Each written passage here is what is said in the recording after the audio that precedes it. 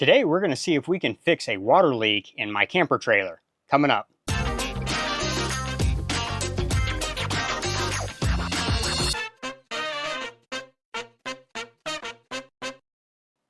So I know there's plenty of videos out there talking about plumbing and fittings and stuff like that on your camper trailer.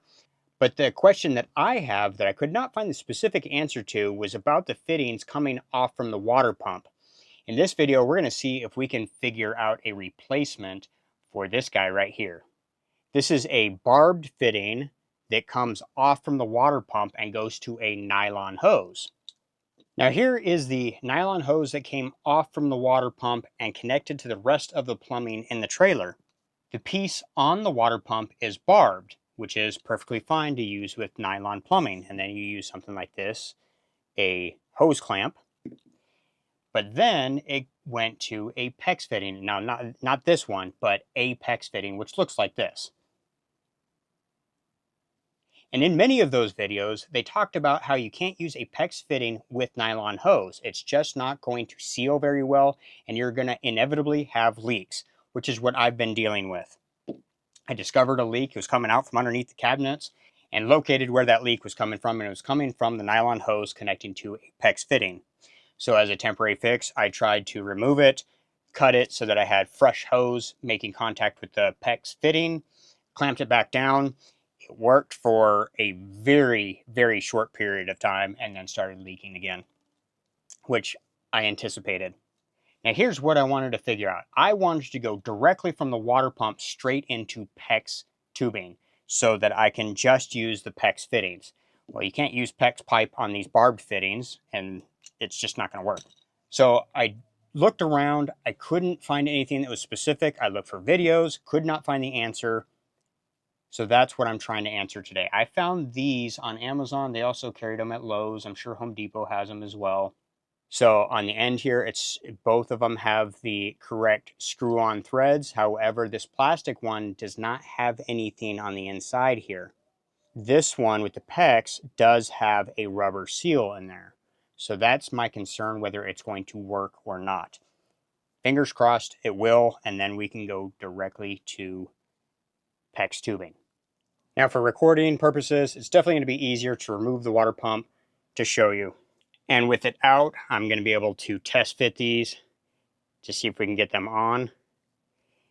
It screws right on really easily, actually. I think it's going to work. Yeah, they fit real easy, real nice. So I'm going to go ahead and install both of the fittings that I have. The pickup line underneath here, as well as the supply line. Does that make sense? The pickup line coming from the water tank and then the supply side for feeding the rest of the trailer. They're already PEX fittings. I'm pretty sure the only reason the pickup side was not leaking is because it was a suction and not a pressure side. But these both installed really easy. They screwed on easier than I would have thought. They still have some play. I don't have them tightened all the way down.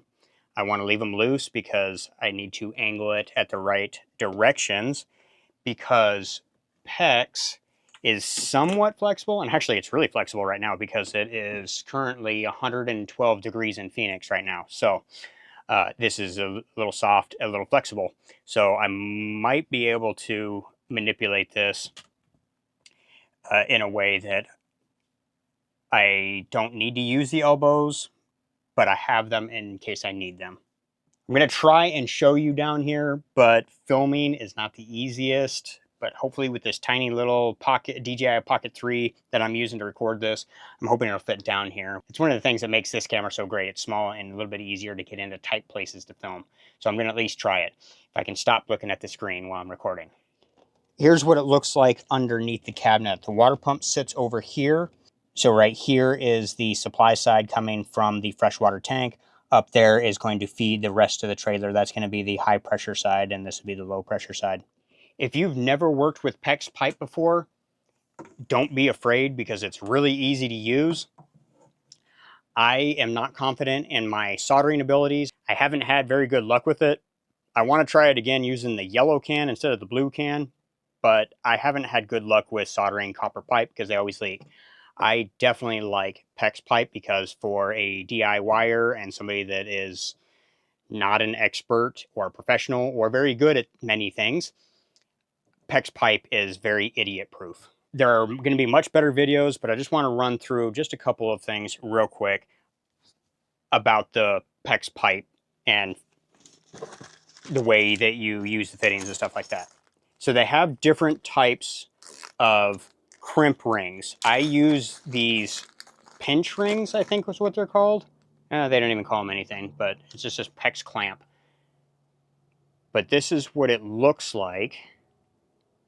And you can see up here on the top, you use a tool to grab that and cinch it down. This is an inexpensive tool. I don't remember, it's been several years since I bought it, and it was like $15. However, it's not the greatest for getting into tight places. It would be a nightmare trying to use it underneath this cabinet because you have to open them up all the way up like that, and then you have to get enough leverage in there to cinch it down, and it's not easy to do. It takes quite a bit of strength and quite a bit of leverage in order to do it. What's funny is I got a lot of hate on a short that I did about a pretty awesome Ryobi tool. This is a PEX clamp tool thingy. I don't know what it's called. It is a P660. So essentially what it does is it reaches in there and does the exact same thing with no leverage, no strength, and you can get into a lot tighter places. Yes, it's big and bulky, but if you're just going straight in and getting to it, this is a lot better for tight places where this is not. I got a lot of hate because this is not an inexpensive tool. That other one is cheap. This is, I think, 10 times the cost, but saves 10 times the headaches. Worth it. Now, there are plastic fittings for PEX. My OCD likes the brass ones. They're a little bit more expensive, although I don't think you'd have any issues with plastic. I also don't have the utmost confidence in plastic in the heat of Phoenix because our weather's just different with it being so dry here. So I just like to be on the safe side and use the brass ones with plastic tubing, whatever. When it comes to cutting the pipe, you can just use a PVC cutter. And it's really easy. So when I went to go and connect the new lines, this is the old fitting that was in there. And it's not actually a PEX on this side. The bottom side is definitely a PEX, but this side has threads on it. So I'm guessing it's screwed on at one point with some sort of clamp type fitting or whatever. But we're removing them. And we're going to use actual PEX connections. So you can see the difference on top here, that's PEX. On the bottom, that's some sort of thread on, which obviously the pieces aren't there for it anymore, so no wonder it was leaking. All right, so I got them all measured out, and we are ready to start crimping these down. So it's as simple as putting the ring on there, putting the tool on,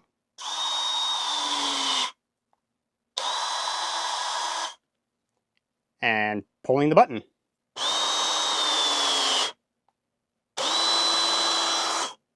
I don't know, between doing that and doing all of this, I'll take the battery powered.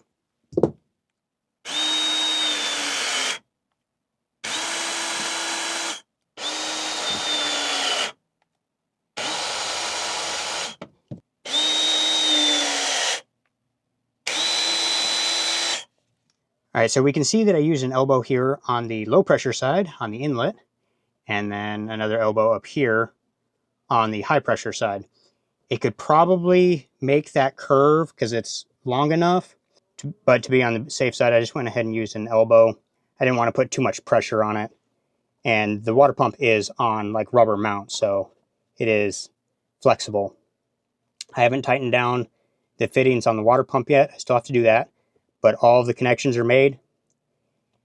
Now, keep in mind, PEX is a little bit more rigid than the vinyl tubing. So there's a chance it might transfer more vibrations into the trailer, but the water pump isn't running all the time, and it's noticeable when it is anyway. So if it's got a little bit more vibrations, I doubt that I'm going to notice, but that is something to keep in mind. All right, so I have about 5 gallons of water in the freshwater tank. I bypassed the hot water heater because that holds about 6, and there's no reason to fill it up. That's not where the leak was coming from. So we're ready to turn the water pump on and pressurize the system.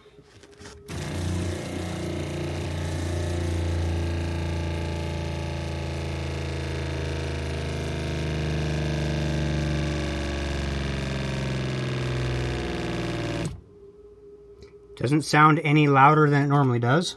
And I'm going to go ahead and turn on some of the faucets.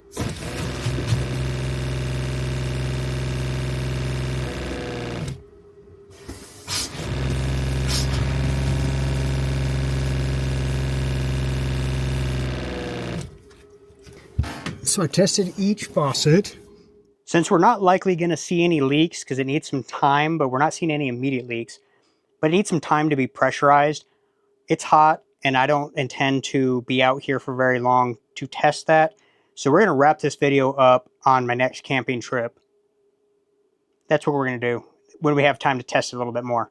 Although finding a leak while I'm camping is not going to be ideal, but it's better than sitting out here in 112 degrees. So I did say that we were going to wrap up the water pump video on my next camping trip. That is what we're doing now. It's been, I don't know, 5 days of it constantly pressurized, and I have 0 leaks. So I have checked all of my connections, and the ones that are back there on the water pump itself. And these connectors are fantastic, very happy with them. This one up here, none of them are leaking. And I'm hoping that that answers the question that I had, whether or not these connectors were going to work on the water pump. That is something that I could not find in anybody else's video. So I figured I'd get it, test it, check it out, see if it would work, and then hopefully that will answer it for somebody else that is looking for the same answer. So there are tons of other videos out there helping you fix water leaks on RVs, but that is a question that I myself could not find the answer to, so I'm hoping that this video will help some of you out there looking for an answer to the same question. I think that this is going to be a much better and much more secure way of dealing with this plumbing. I don't have any of that flex tubing anymore, and so I think I'm going to have far fewer chances for leaks. I think PEX pipe is a lot more secure, a lot more stable, and a lot easier to work with. That flex tubing was just causing too many headaches, and I am very glad to have it eliminated. So I do want to mention that I will put links in the description for some of the PEX fittings, the clamps. If I can find the Ryobi tool on Amazon, I'll put a link in there in case you're curious, or a cheaper handheld version of the PEX crimping tool if that's up your alley. Those links don't cost you anything extra to use them, but does help me out just a tiny bit when you do use them. We'll just wrap this up right here. That's it for this video. Catch you on the next project. See ya.